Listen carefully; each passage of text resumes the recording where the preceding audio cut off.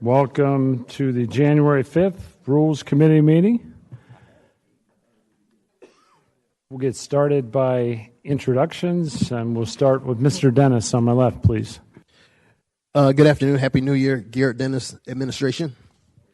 Colleen Hampsey, Council Research. Carla Schell, Office of General Counsel. Trista Carragher, Good Counsel. afternoon, everyone. Welcome Auditor's to Office. the January 5th Rules Committee meeting. We'll get started by introductions, and we'll start with Mr. Dennis on my left, please. Good afternoon. Happy New Year, Garrett Dennis Administration. Colleen Hampsey, Council Research. Carla Schell, Office of General Counsel. Trista Good Carragher, afternoon, Counsel. everyone. Welcome Auditor's to Office. the January 5th Rules Committee meeting. Chris, I like you. I don't know if I want to hear you say that over and over, though. We'll get started by...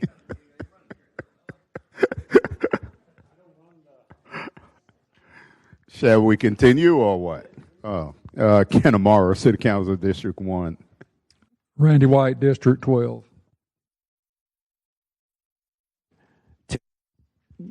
Mic check. Terrence Freeman, at large, Group 1. Happy New Year, Chris Miller, at large, Group 5, and ventriloquist. Ron Salem, at large, Group 2. Mike Gay, District 2.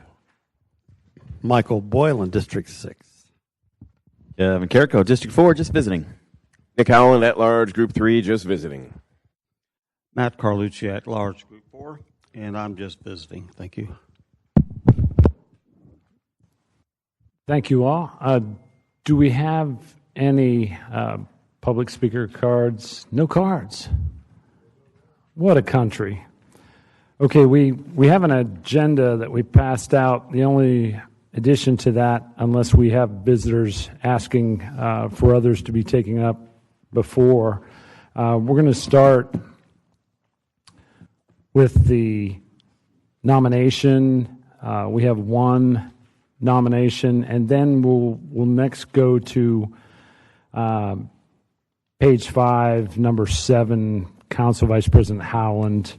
And then we'll start at the beginning, unless there's a request by any of the visiting members to add something to the end of that one. So if we would first, as I said, go to page 10 and item number 16, 2025-0834. We have a motion and second on the resolution. Is Mr. Davis here, please? Yeah. If you would come up, Mr. Davis. Thank you for being here. Number 16. If you would briefly introduce yourself and tell us a little bit about why you believe you're a good fit to be a member on the Board of Trustees for the Jacksonville Retirement System. And start, if you would, by just saying your name and address for the record, please. Abner Davis, 4328 Eagle Landing Parkway, Orange Park, Florida. My office address is 122.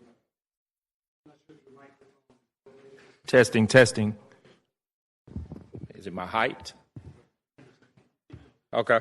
So Abner Davis, address 4328 Eagle Landing Parkway, Orange Park, Florida, 32065. My office address is 12276 San Jose Boulevard, Jacksonville, Florida, 32223. Thank you so much for this opportunity. Happy New Year to you all.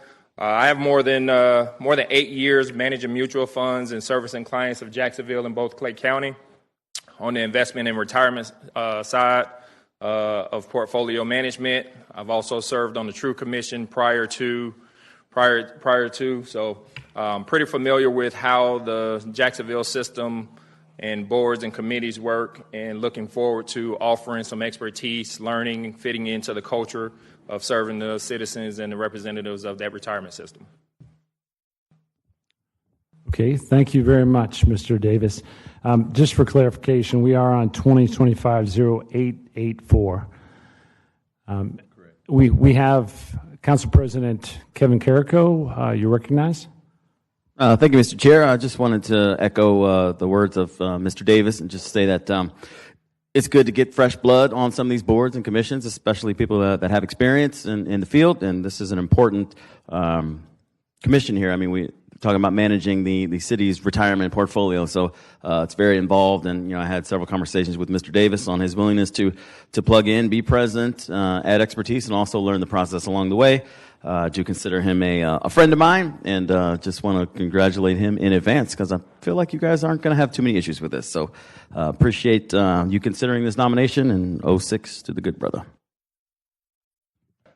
Thank you, Mr. President. We'll go next to past President Freeman, please. Thank you, Mr. Chair. Through the chair to Mr. Davis, one, thank you for putting yourself forward and responding to my questions. I will say after 2 years of this, you're one of the first to do it in a bullet point format to send back, so I appreciate the clarity in it. I would like to be added as a co-sponsor, and I would encourage any of you up here, do not play this young man in golf because he doesn't show any mercy. Thank you.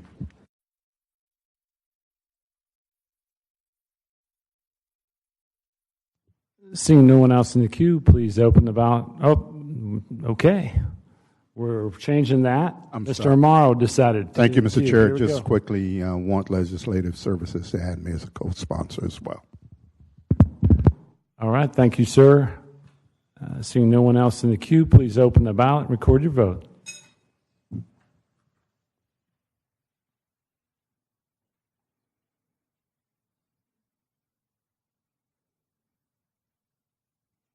Eight yeas, 0 nays.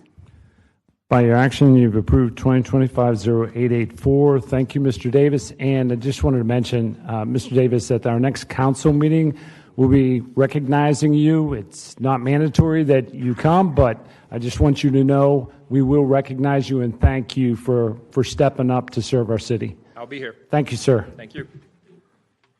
Okay, we'll now go to page 5, item number 7. That's 2025-0867. We have a motion and second on the bill. We have a couple people on the queue. Council Vice President Howland, would you like to go first? Yes, sir, if I could. Please go ahead. All right, thank you, Mr. Chair.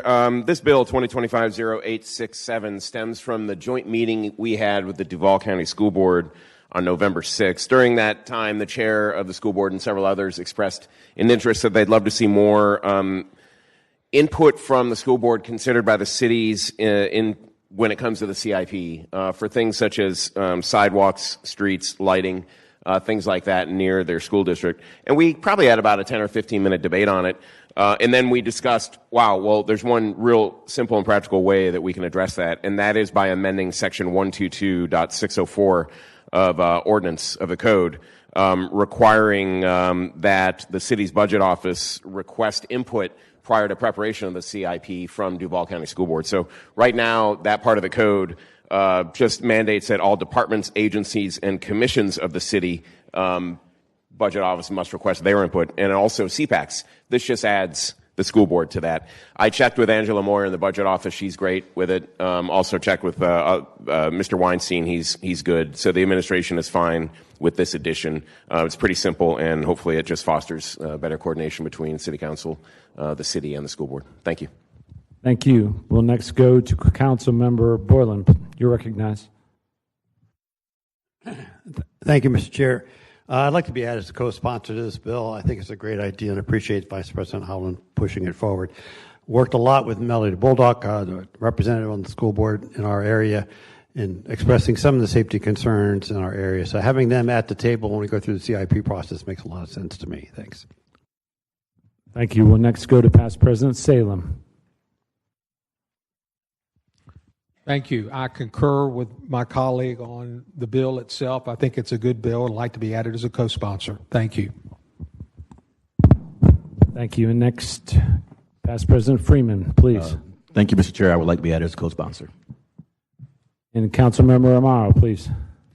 Please add me as a co-sponsor. I think this is good policy and shows that cooperative effort between two legislative bodies. Past President White, please. Yes, sir. Add me also, please. Thank you. And Councilmember Gay. Thank you, Mr. Chair. Please add me as a co-sponsor. Okay, I think we've gone around the horn here. Please open the ballot and record your vote.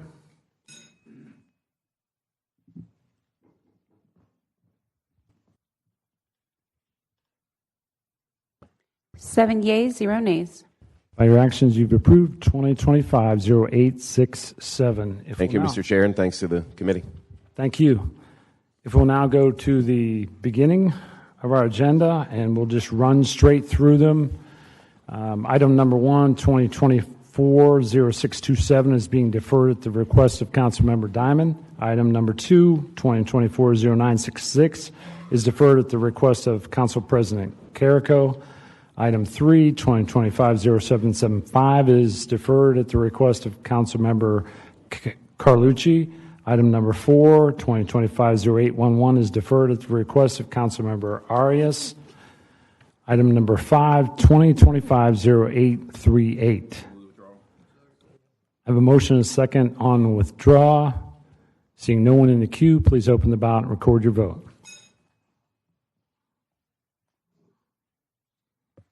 Seven yeas, 0 nays. By your actions, you've withdrawn 2025-0838. Item number 6, 2025-0866. We have a motion and second on the neighborhoods amendment. Ms. Carher, would you please explain the amendment? Yes, through the chair to the committee, the neighborhoods amendment will specify that the size of the required signage will be determined by the Planning and Development Department and will be no smaller than 8 inches by 10 inches. We'll include a provision that the Planning and Development Department will provide the state with copies of all approved applications and permits issued. This is a requirement in the Florida statute, so we're just mirroring that in our code. And lastly, we'll correct some scrivener's errors within the bill. Okay, thank you. Past President Salem, is this on the amendment? Yes. Okay, you're recognized. Thank you. Through the chair, we had considerable discussion in neighborhoods on this, and Ms. Parola, do you have a final document for us to review on the signage specifically? I assume you worked with OGC between neighborhoods and now. Yes, I have Ms. Hartung with me as well from OGC that can help expand on this, but we did talk to the Parks Department to see what type of signage they use, and this is what they would use on their parks, so something that's legible.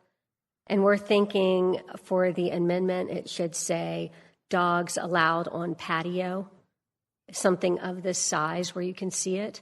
And the amendment should also include that this should be posted on all entrances to the patio area. So if there's a front entrance and maybe there's a side entrance, also at the front of the restaurant. So you know going into the restaurant that when you enter the patio, dogs are allowed there. This would be, I think, Ms. Hartung will have maybe some more specifics on exactly how the amendment could be worded. I'm fine with everything that you said. But I like the dogs allowed on patio. Yes. You'll change it to reflect that. Yes. This is just what Parks uses in their parks. Does she want to say anything before I wrap all that into an amendment? Thank you, sir. Laura chair. Hartung from Office of General Counsel, through the chair. If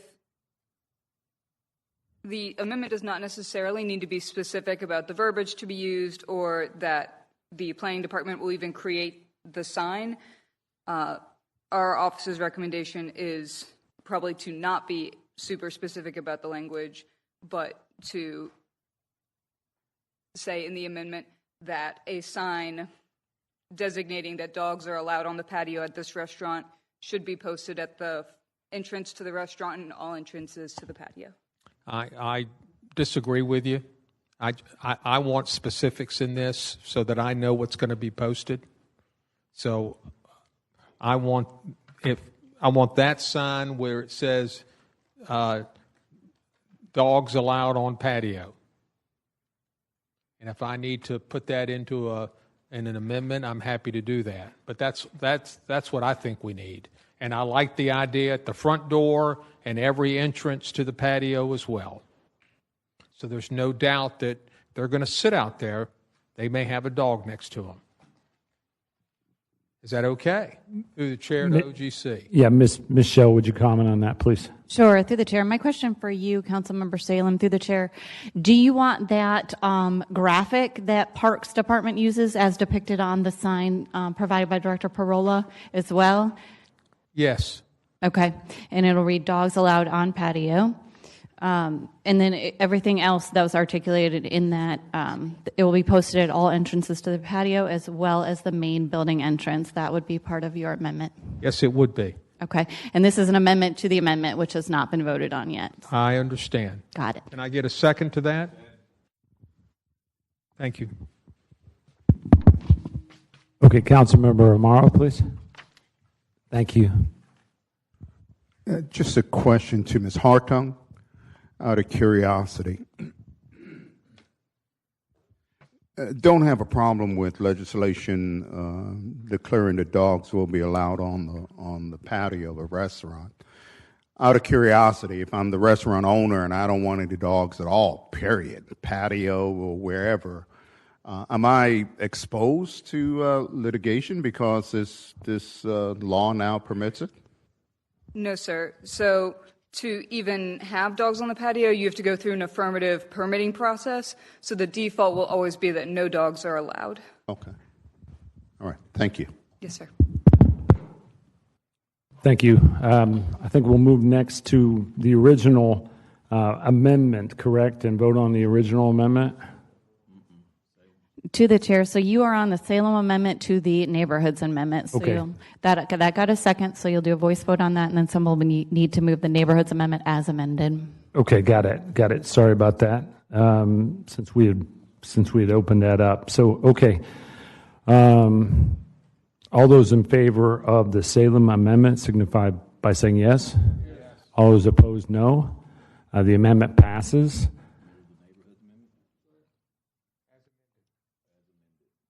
We have a motion and second on moving the neighborhoods amendment as amended. Seeing no one in the queue,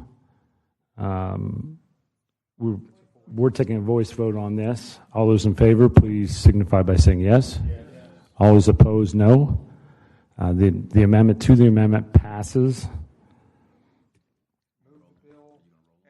Yeah, I'd like to roll those two up as one amendment. We have a motion and second on the bill as amended. No one up. We have Michelle, please. One question for you, Mr. Chair. Within the intent of this amendment, I would like to request that OGC have leave to, if we need to articulate some things or work on massaging some of the language within absolutely with what was discussed and approved here, if you would give leave to OGC to do such. Any concerns on the part of anyone on that? Okay. Yes, please. Okay, thank you. Okay. No one else in the queue. Just wanted to give Councilmember Salem time to come back. Please open the ballot and record your vote.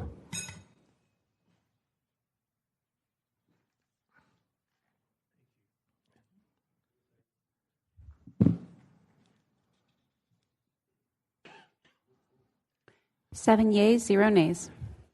By your action, you've approved 2025-0866 as amended. We'll now move on to item number 8, as we've already taken up item number 7. Item number 8, 2025-0869. We have a motion and second on the bill. Councilmember Carlucci.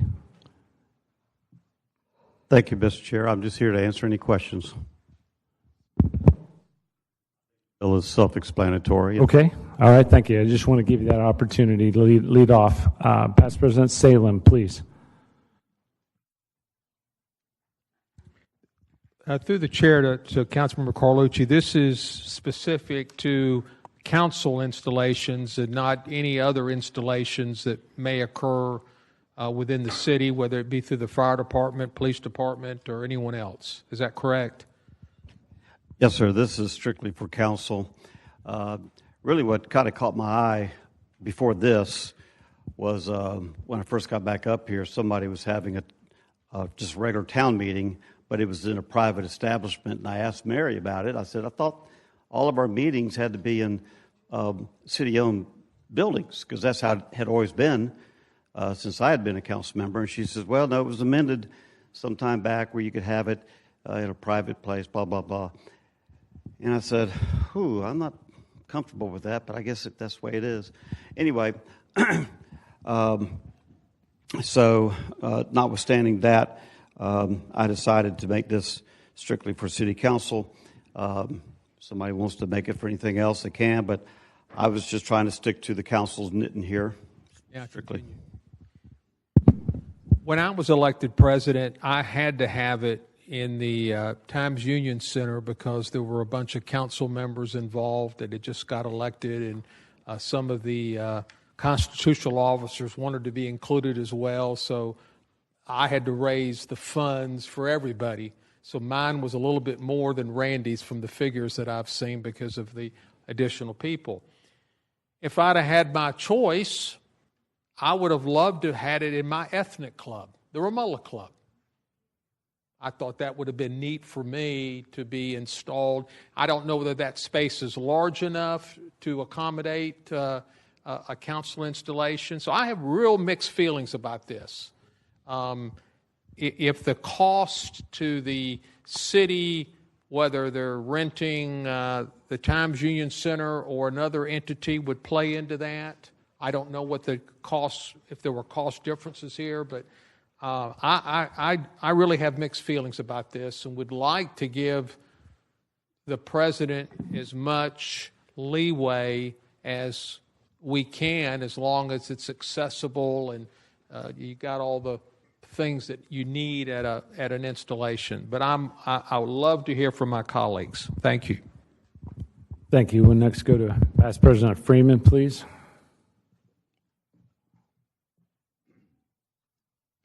Thank you, Mr. Chair, and through the chair to Councilman Carlucci. I see you were looking. Did you want a rebuttal? Did you have a comment to make? Because I definitely have, and I don't want to say an amendment to offer, but a thought to put out, because I want to make sure I understand the true spirit of the rule.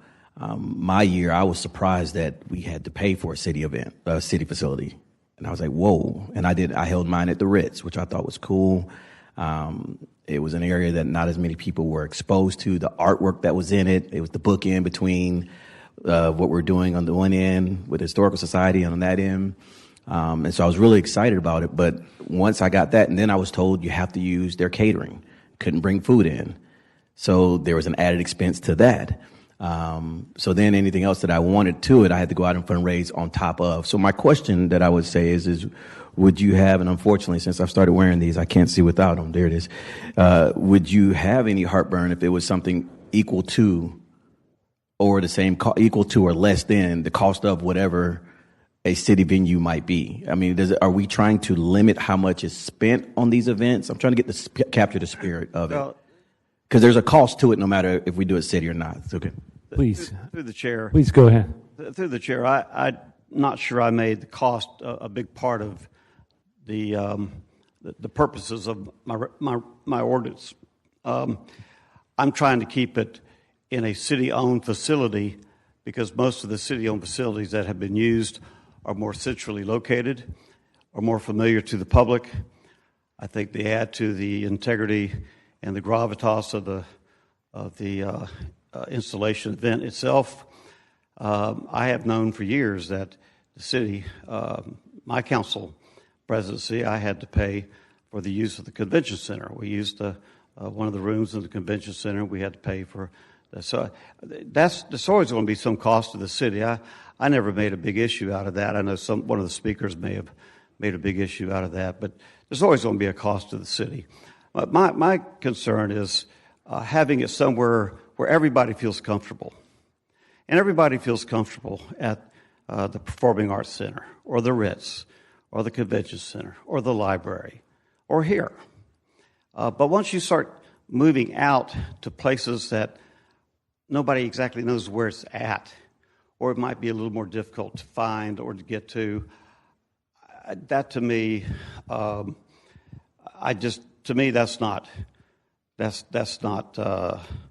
that's not appropriate. That appropriate may not be the right word. No, I understand. But it doesn't have the comfort level that I think it should. I got to follow up through the chair to Councilman Carlucci, but we have city facilities in every district. So Lonnie C. Miller, if Councilwoman Pittman wanted to have it there, I'll just leave it at that. So I'm just trying to fully get the spirit of it. If it were the financial piece, and I somewhat kind of was shocked as well by the cost of the last one, you probably had my ear a little more than saying city and then making it comfortable for all, however that is defined. I don't want to get into defining what's comfortable to someone and uncomfortable to someone else.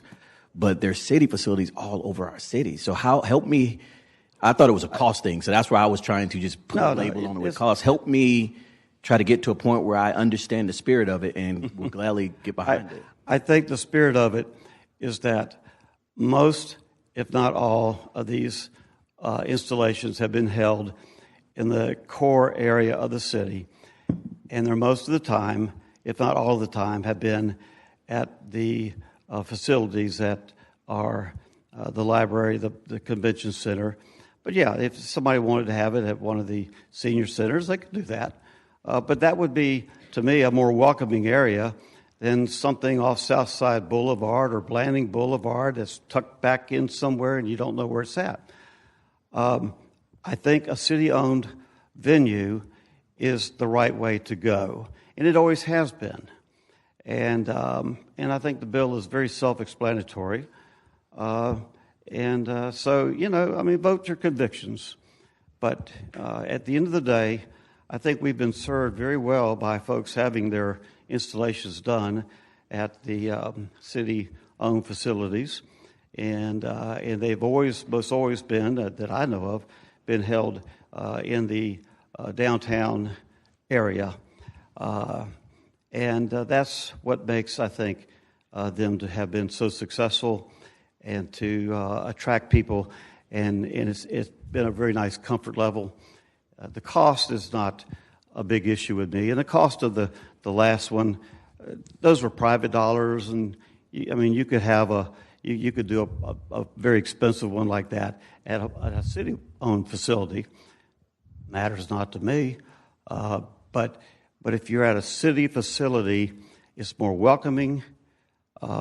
It's more ready-made for the media and ADA compliance, and it's a venue that's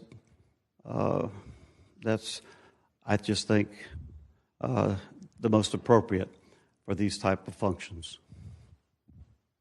Thank you. We'll next go to Past President White, please. Yes, sir. Through the chair. I just want to put on the record, I'll be brief. I think Mr. Carlucci's spirit is in the right place. In fact, mine was here and I wouldn't have had any other place unless there had been a fire station big enough, and they wasn't. But that being said, I did listen to Dr. Salem and whoever the next president, I think from past experience, you'll see most of them from now on in a city-owned facility. But I don't want to tie the hands of the president. I don't know who it's going to be when I'm come and gone. If this was a resolution suggesting what was in this bill, I would feel a bit better. But it's not about the bill. I think he's spot on of what we should do. But I don't feel comfortable with hampering the next president and the next one, whoever that is, that he or she should be able to have it where they want to. Thank you. Anyone else? Yes, Councilmember Gay, please. Thank you, Mr. Chair.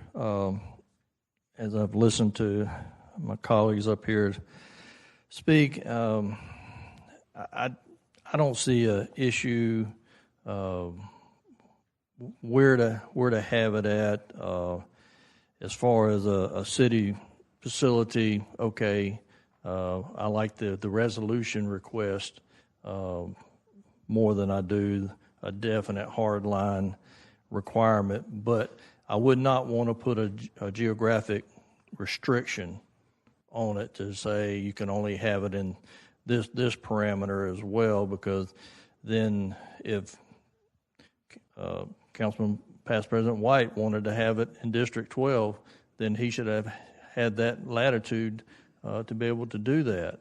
And that's, I just would hate to see this become contentious at some point, but being that the money, we all heard the figures, that the money is really not the issue, that the council is established a $14,000 amount that the council puts toward it. That's not in question here, and the private funds is not in question here. It's just really venue. So when I go in my district to have a community meeting, town hall, if it's not in a city building, which I don't have a city building in my district on the north side of the St. Johns River to have a meeting. So if I go to a church or some other facility, I've got to get that pre-approved before we can do that. And so I just hate to see this start progressing into restricting us where we can meet at, or what the city business can take place at. So just looking at all of it, like I say, a resolution, I really like that idea a lot better, but I'm still open to this, and but I just wanted to put that out there. Thank you. Thank you. Councilmember Boylan, please.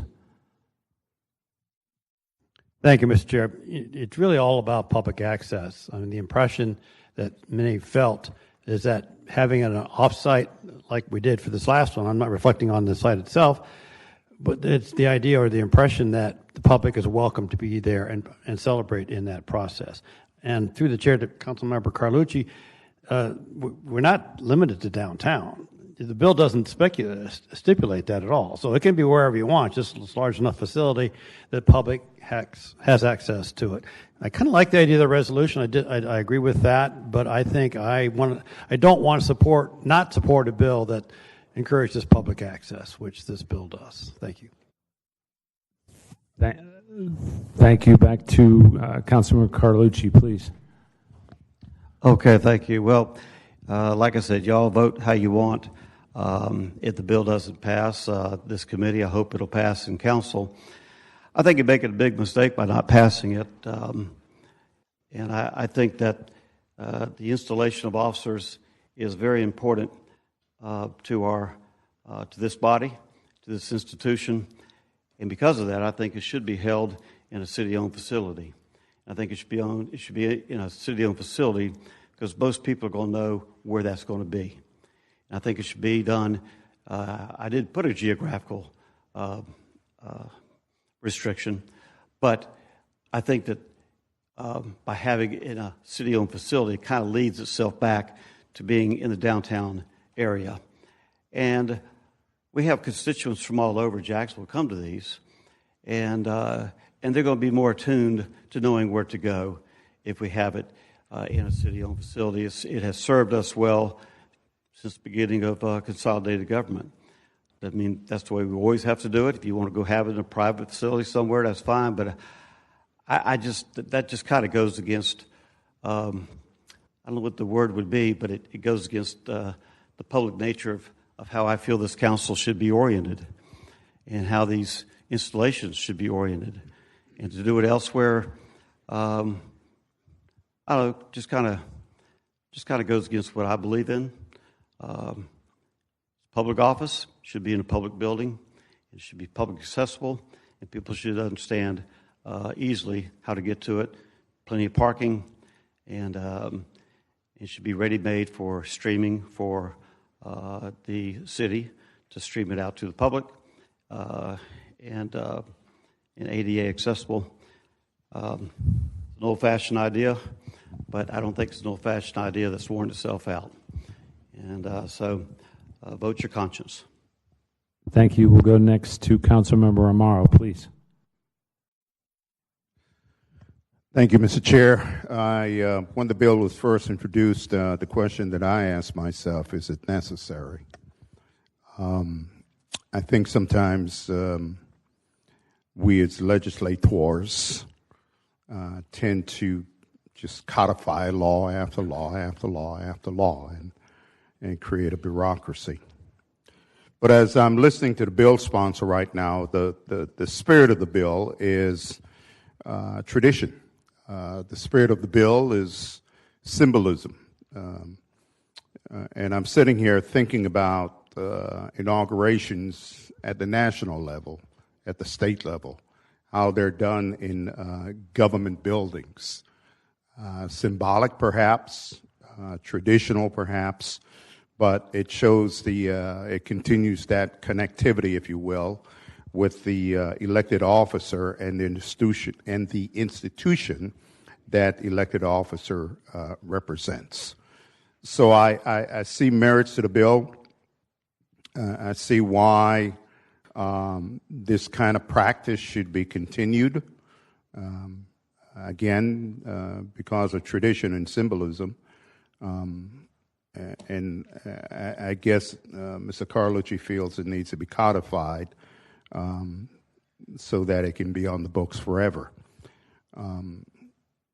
I kind of like the spirit of the bill, and just like some of the voices that have been expressed here, I got some concerns about tying an individual's hands through a new law. So I don't know how I'm going to go on this when it's time for the vote call, but I respect the fact that this is an institution of tradition, this is an institution of symbolism, and if you're going to be the leadership, perhaps your election to office should be celebrated in the institution that you represent. Mr. Chair, may I add one more thing? Yes, please. To add on to what my good friend Ken Amaro said, I wish I could have explained it so well. But let me just add one thing. We're talking about tying a person's hands. Look, this office does not belong to that person. This office belongs to the people. I don't care about tying somebody's hands because my hands aren't tied to this office. This office does not belong to me. This chair does not belong to me. It belongs to the people of Jacksonville. So that was kind of in the spirit of what I was trying to do as well.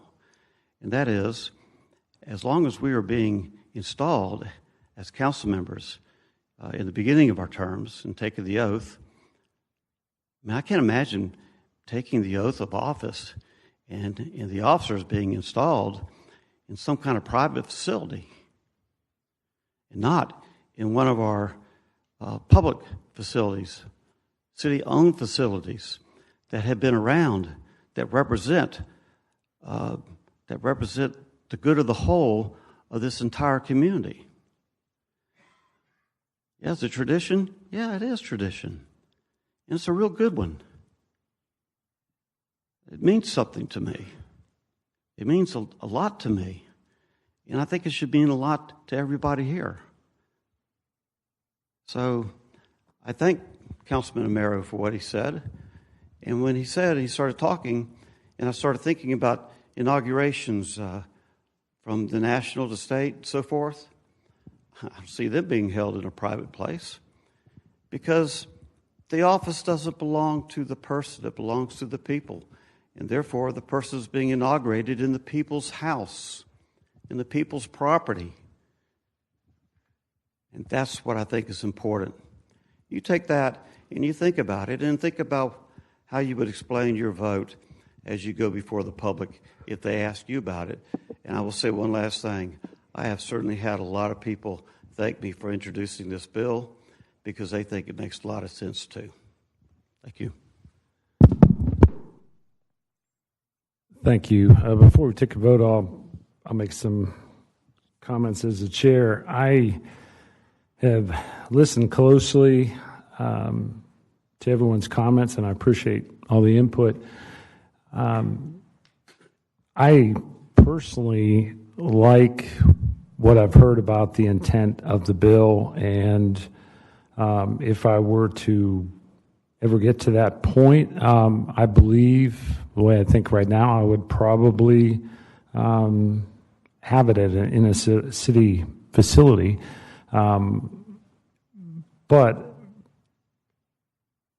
because there was no other factor along the lines of, as was discussed earlier, about the finances and making sure we're being good stewards of dollars, and I get what the city puts in, but I still think, regardless, the dollar amount that's spent on such an event is important regardless of who's paying for it. And I think it sends a message. And so I think if it were more along the lines of that, then I would be a little more inclined to support this. However, as was stated earlier by a few people, and I'll put it a little bit differently, it's a special event for everyone on council, all 19 members and their family members and the whole city, actually, for celebration of the new leadership of the city council.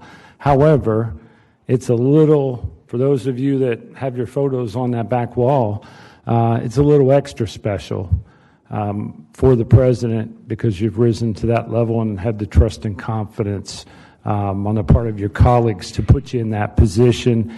And I really think the president having that ability to choose the location, I would like to, the way I'm thinking right now, and I reserve the right to change when it comes to city council vote if I've learned more between now and then, but I think we should preserve that right. And what stuck with me along these lines is when past President Salem talked about the Ramallah Club. I see great opportunities if it's done correctly and financially responsibly done. I see great opportunities to expose people to additional cultures, additional events, communities that they might not otherwise be exposed to. So the incoming president has the ability to do that if they so choose, as it is right now. So for me, I think those are positive things, whether it's the Ritz or whether it's Ramallah Club or some area in your respective districts, or even a church if the facility, community hall associated with the church is could accommodate it. So I think there's goodness in the president having the ability to make that choice. So that's where I was going with this.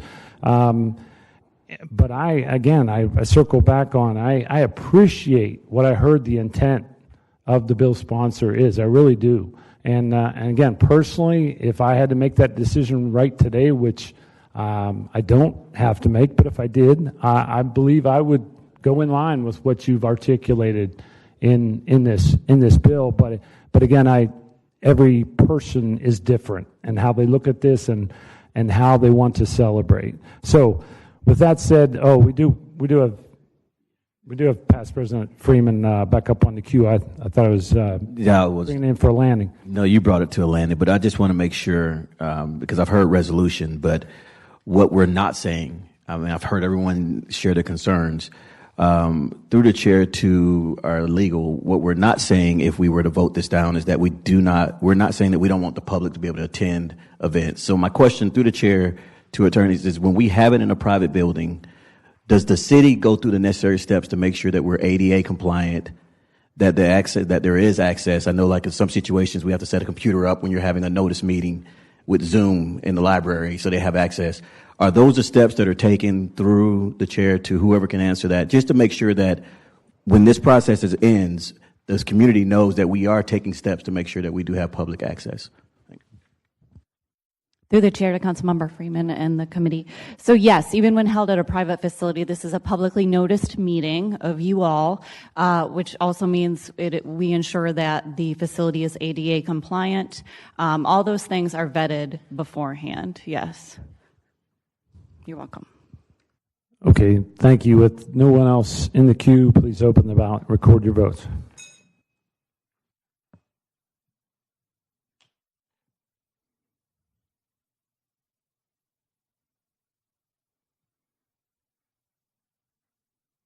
Four yeas, 3 nays. By your actions, you've approved 2025-0869.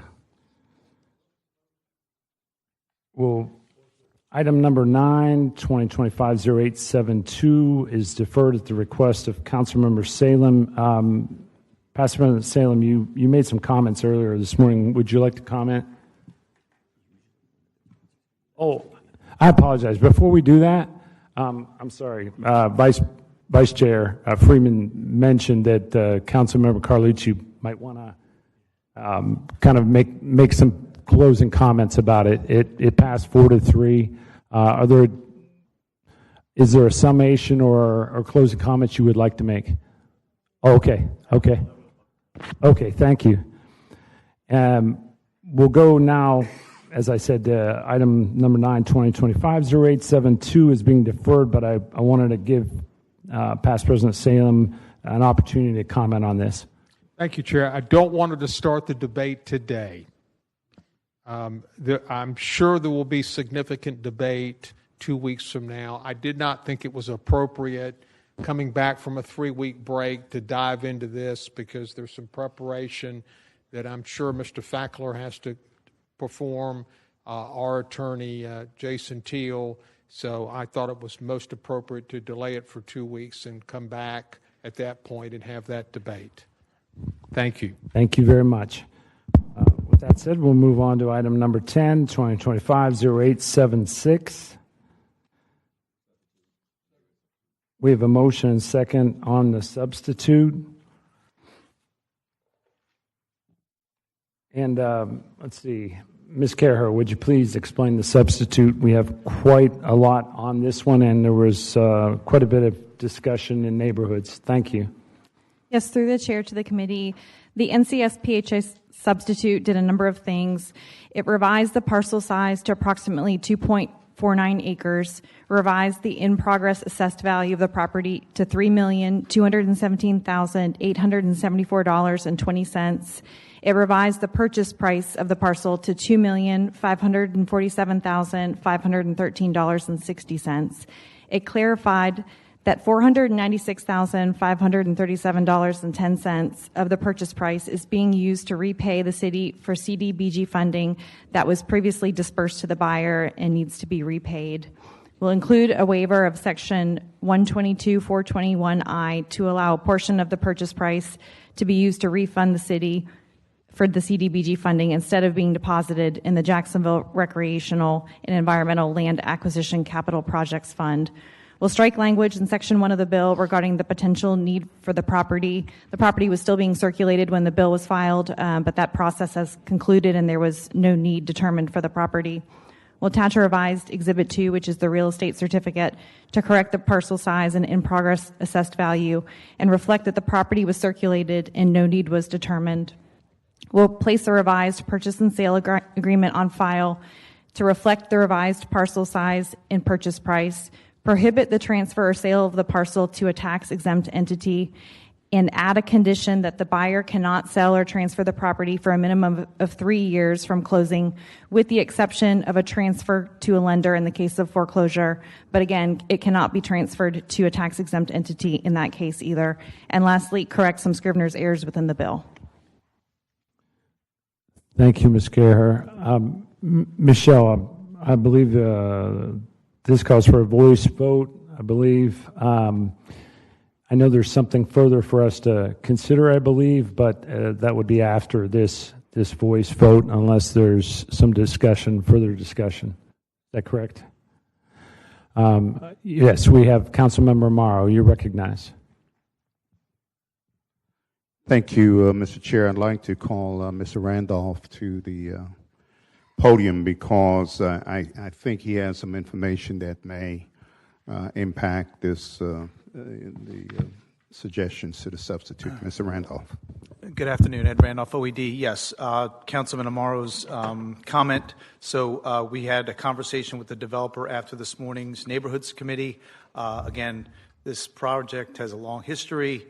We went from a much larger project, which included some affordable housing, a CDBG grant of up to $7.5 million, to where we're at today for a straight land sale to the party to go ahead and redevelop this old 100-year-old building, of which, again, has quite a bit of environmental challenges with it. So with that, the developers heard the concerns here today and does not want to jeopardize the project and or the land sale, and has agreed to go ahead and cover the additional CDBG funding shortfall there. So roughly we're looking at about a $3 million net profit from this at this point. So he's willing to go ahead and cover that and pay the city approximately $3 million for the property.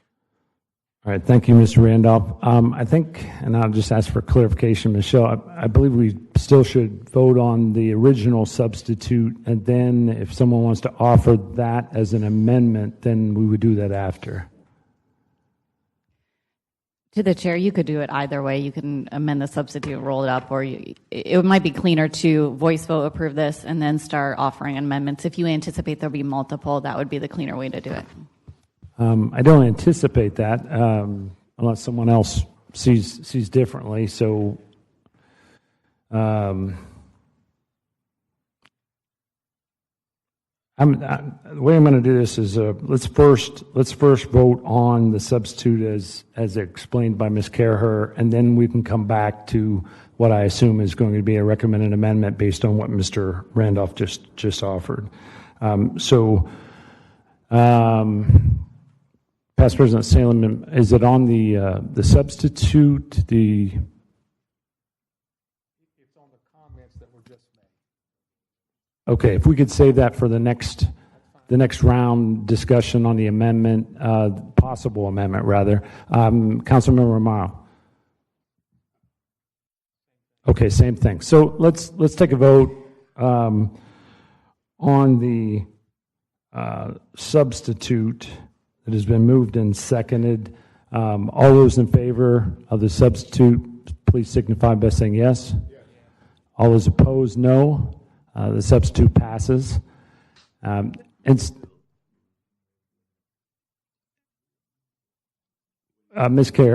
Shell, would you put us in the proper posture here? We have. Sure. So through the chair, you just approved the neighborhood substitute. So that's now before you for discussion. Someone can either move the bill as substituted, or if you want to offer an amendment at this point, however you want to proceed. Yeah, I think based on what I said earlier, I believe whichever one, Councilmember Amaro or Past President Salem, if someone wants to move what was presented as an amendment to that, be open to that at this point. Okay, we have a motion and a second on the amendment to include, and I'm not sure what the best way is to say this, but the additional, which is close to $500,000 that the developer is willing to offer to cover the CDBG funding rather than take it out of the purchase price.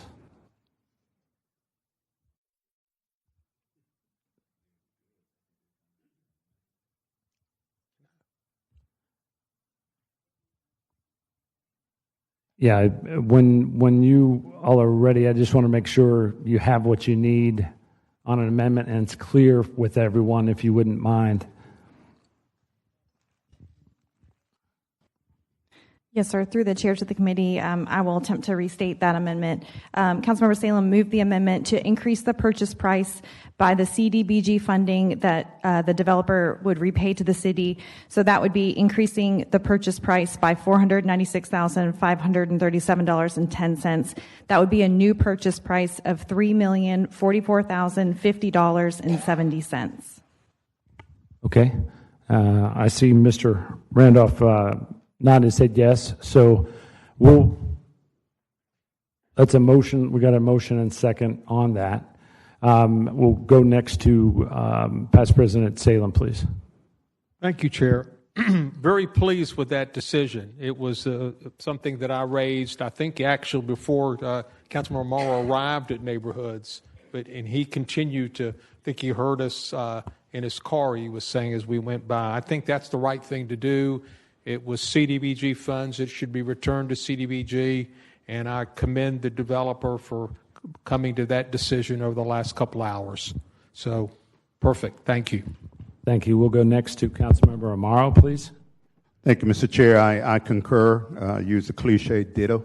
I think this will move the project forward. It keeps it clean. In my eyes, at least, it reinforces the public's confidence in this process, that the tables are level and we're all playing fair. I think the developer wants to move along and get this project going, and I, as a citizen, would like to see it get going as well. Thank you. Thank you. Next to Councilmember Gay. Thank you, Mr. Chair. I was the no vote in neighborhoods this morning, and I appreciate Mr. Randolph and Mr. Patterson, y'all working through this and getting it where it's more passable for me, and so I will be supporting this, and it's definitely needed in our community to keep that facility there and operational, so I will be supporting it. Thank you. I echo all of the comments that have just been made, and especially the thanks part to all parties and being willing to work through this in such a short time. So thank you all very much. Okay. Not in mind, but yes, please go ahead, Councilmember Boylan. Thank you, Mr. Chair. And just for the record, Ms. Carher, I was one who moved the motion, moved the amendment, for the record. And I affirm the comments of my colleagues. I, too, expressed some concern this morning, and really the kind of work the committee chair did in getting us to a point in time to bring this concern to the attention of the developer and to the administration. I do appreciate you moving forward and reconciling us and through this process, so I will be supporting it. All right, thank you. Anyone else in the queue? Thank you very much. We'll now vote on this amendment. All those in favor of the... We're voting on the substitute as amended? Just the amendment? Yes, I believe. Just the amendment, right, Ms. Schell? Through the chair to the committee. No, you're voting on the Boylan amendment, which is the increase of that purchase price. And then should that pass, I will ask if you want to roll that up in the substitute. And then the next motion would be to move a substitute. Okay. All those in favor of the Boylan amendment, please signify by saying yes. Yes. All those opposed, no. The Boylan amendment passes. Please roll those up. And if I could have a motion, please.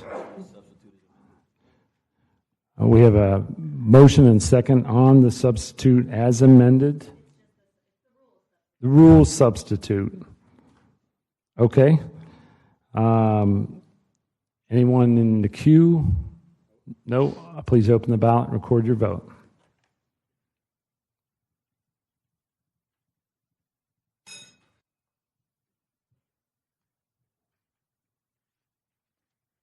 Seven yeas, 0 nays. By your actions, you've approved 2025-0876 as substitute. We will now go to item number 11, 2025-0877. We have an amendment there, I believe.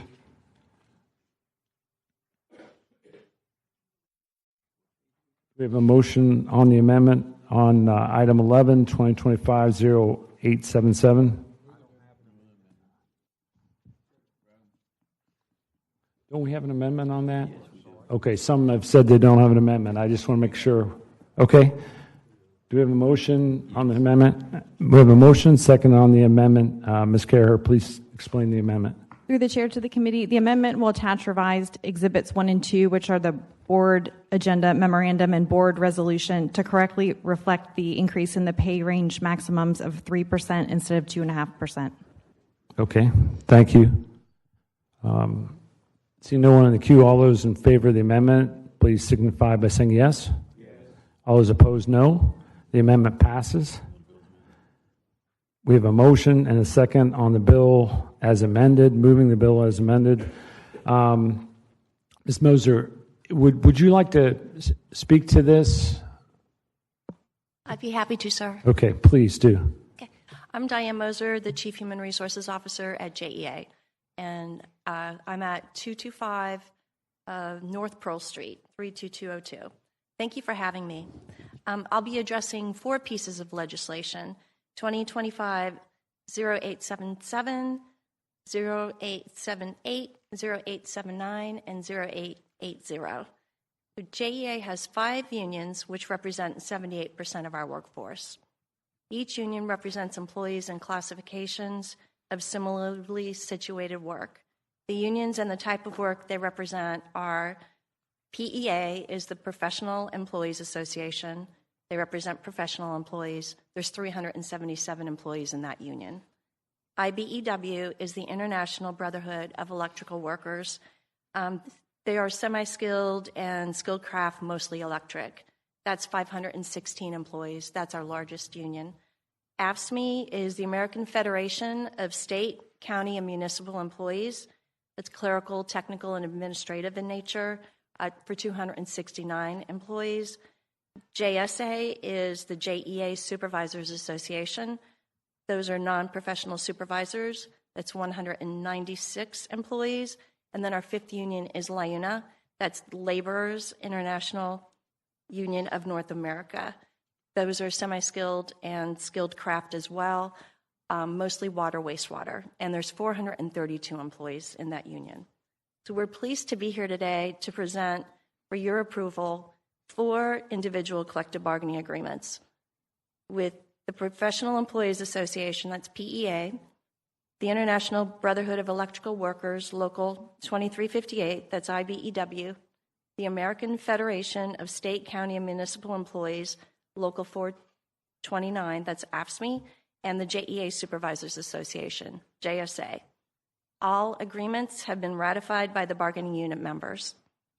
The JEA Board of Directors unanimously approved the agreements on November 18th, 2025. We remain in good faith negotiations with the Laborers International Union of North America, that's LIUNA. All of the agreements are for a 3-year term beginning October 1st of 2025 through September 30th of 2028. In alignment with JEA's budget and market data, the general wage increases for IBEW, AFSCME, and JSA are 4% effective October 1st of 2025, 3.5% October 1st of 2026, and 3% October 1st of 2027. Similarly, PEA's wage packet, recognizing the professional nature of the work, provides for a combination of a general wage increase as well as a performance-based increase. So for PEA, for all 3 years, it would be a 1.5% general wage increase and up to a 2.5% performance pay pool. Other less significant changes to contractual provisions are listed for you in the resolutions. And I'm here to answer any questions you have. Thank you very much. I don't see anyone in the queue. I just wanted to reiterate something you did say, but I just want to make sure everyone understands. This is the last stop in the process.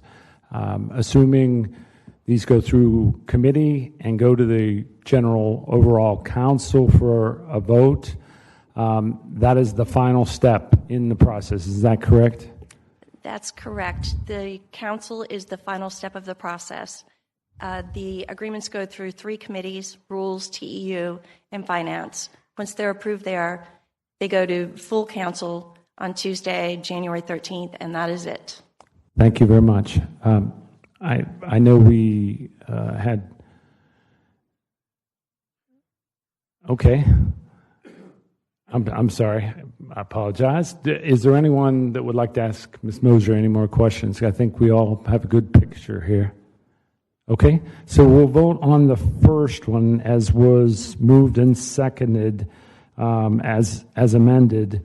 Item number 11, 2025-0877. Please open the ballot and record your vote.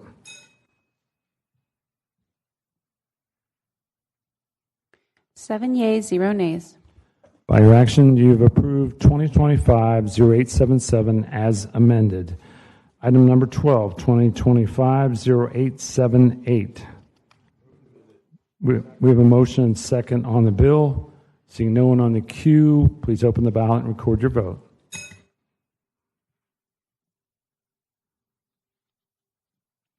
Seven yeas, 0 nays. By your action, you've approved 2025-0878.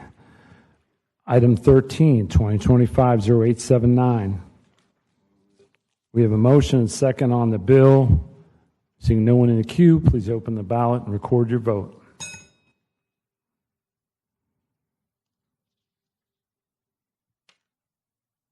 Seven yeas, 0 nays. By your action, you approved 2025-0879. Item number 14, 2025-0880. We have a motion and second on the bill. No one in the queue. Please open the ballot and record your vote.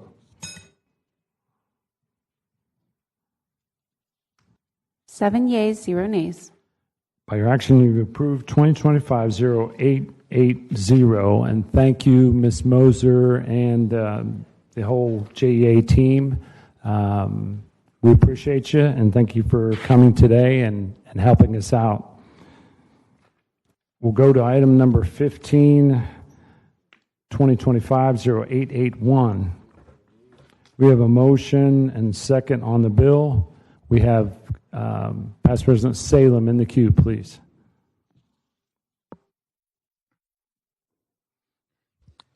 Thank you, Chair. In spirit, I'm all for this. The concern that I have, it is a resolution which makes me feel a bit more comfortable. This bridge, I want to say, is over 100 years old, 1912, if I recall correctly. Is that count? Michelle, can you help me there? Okay.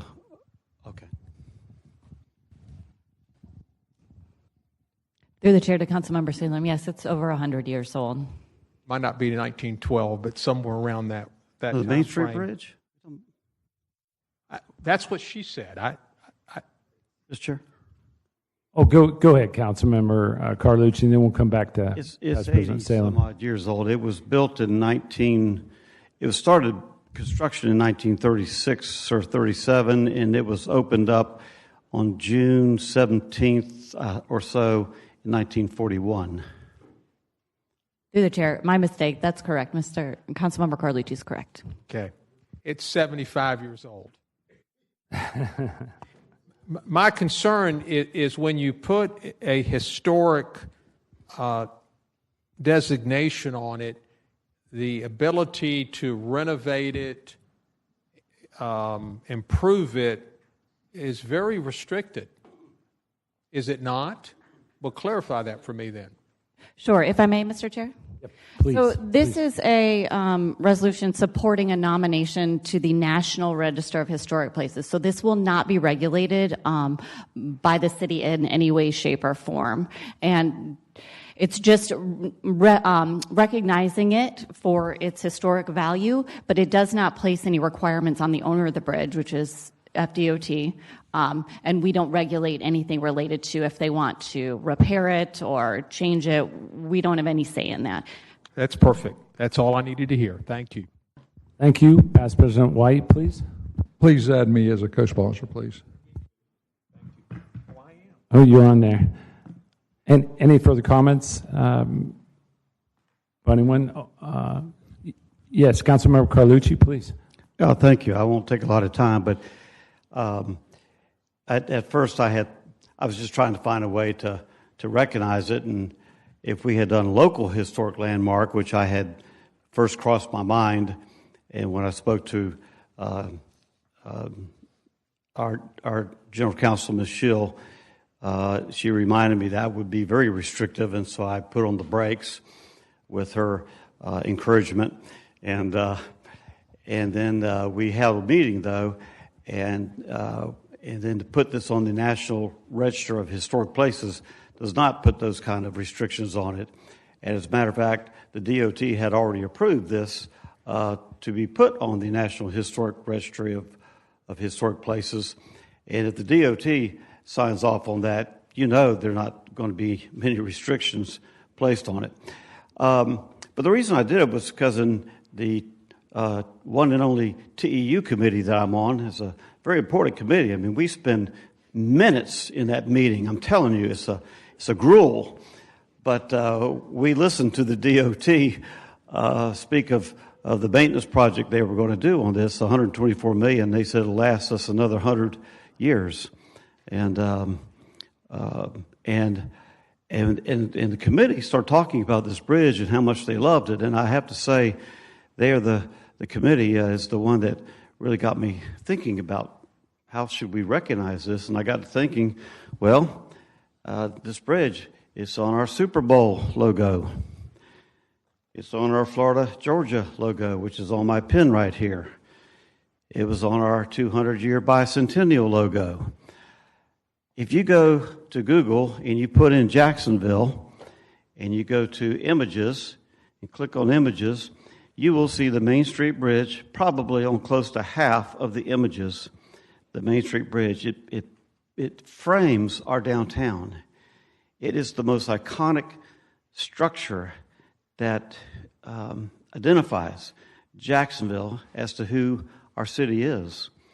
The symmetry is beautiful. And vertical lift bridges, as I did a little homework, are becoming a rarity in our country.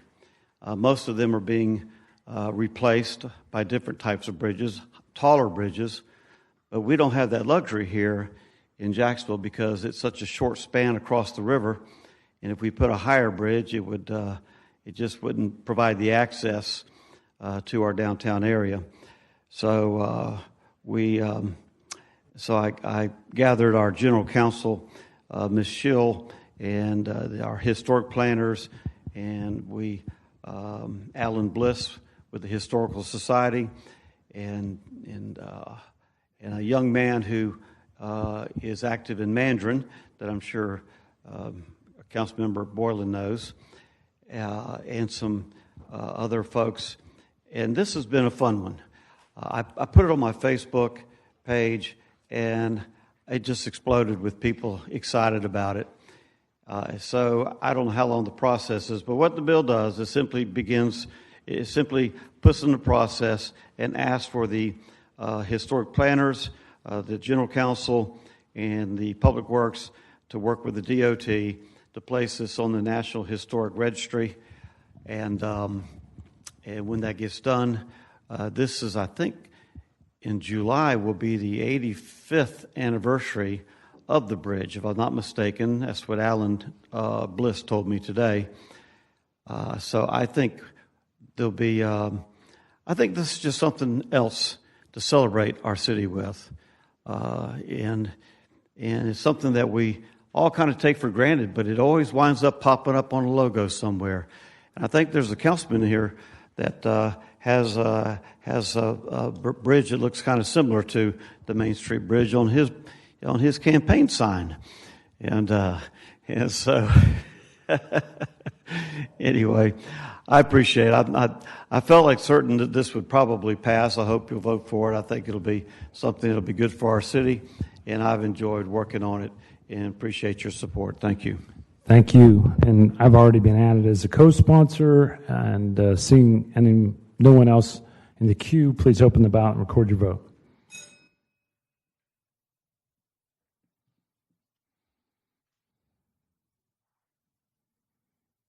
Seven yeas, 0 nays. By your action, you've approved 2025-0881. We've already taken up item 16, going to item 17. 2025-0900 is on second read. Also, 18, 2025-0902 is on second read. And 19, 2025-0903 is also on second read. And barring anything else, this concludes our Rules Committee meeting.